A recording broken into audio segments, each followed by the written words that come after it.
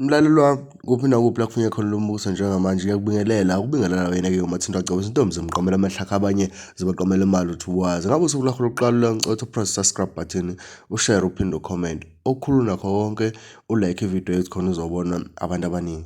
Isizathu umlalelo wami sokwenza le video namuhla ingoba ngifuna sihlaziye le ndaba. Abantu abaningi bake bakhomenta kwividiyo engike ngayiphosta noma ngibuye ngayikhipha ngezizathu-ke.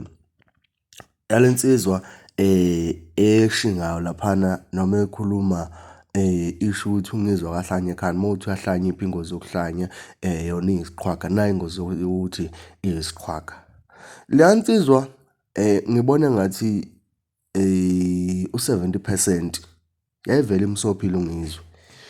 Kodwa kulo 30% ngizowushiyela ukuthi ukuba uNgizwe wayephatha kahle noma ukuba uNgizwe waphathiswa wasesifeni ngaba ezange zimenze lutho. Kodwa uNgizwe wayephatha ngale ndlela ajwayele ukuyiphatha ngayo, ofuthi le nsizwa yamfica esesimeni ibivele imfuna kusona, yabo. Waphinde futhi wayithinta la bemfuna khona, yabo. That's why nayo yagcina imhilizisa ngale ndlela yamhilizisa ngayo. Kodwa abanye bathi uNgizwe wenze kahle ngale nto ayenzile ngoba uNgizwe umongameli wamabhinca. uNgizwe akasona isixhwanguxhwanga, akalwi mawukuthi kanjani njani, yabo.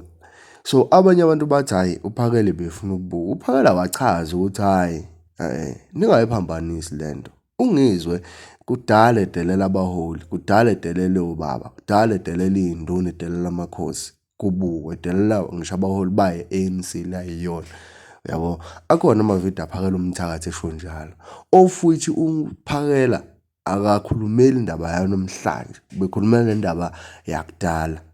Mlaleli wami, mawuthi usuwabonile wonke amavidiyo, mawuthi awakayiboni ngizokufakela i-description la ku-description ngizokufakela ilinki yevidiyo ozokwazi ukuthi uyibone echaza uPhakeluMthakathi ukuthi uNgizwe kudala edelela kodwa kuviwa ngokuthi uyahlanya noma unjani njani. Akukho la yena ahlangana noNgizwe khona bengatshelani iqiniso.